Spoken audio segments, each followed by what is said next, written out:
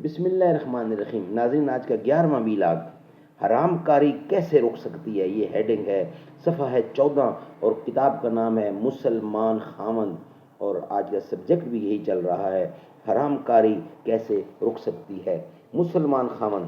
ناظرین، کتاب کے مصنف ہیں حضرت مولانا ادریس صاحب انصاری۔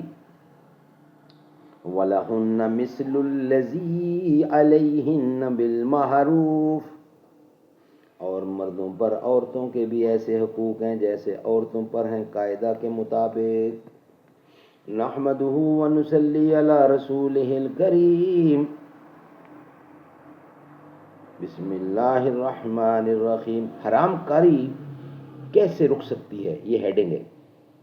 عن جابر عن النبی صلی اللہ علیہ وسلم قال لا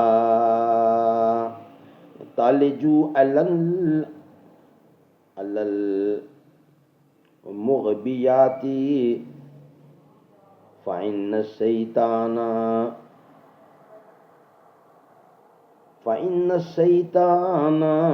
یجری من احدکم مجری الدم قلنا ومنک یا رسول اللہ صلی اللہ علیہ وسلم قال ومنی ولکن اللہ اعاننی علیہ فاسلم۔ روایت الترمذی۔ فرمایا حضور صلی اللہ علیہ وسلم نے جن عورتوں کے خاوند باہر گئے ہوئے ہوں ان عورتوں کے پاس علیحدگی میں مت جاؤ، ان عورتوں کے پاس علیحدگی میں نہ جاؤ، کیونکہ شیطان ان کی رگ رگ میں اپنا اثر کیے بغیر نہیں رہتا۔ صحابہ کہتے ہیں کہ ہم نے عرض کیا کیا آپ پر بھی شیطانی اثر ہوتا ہے؟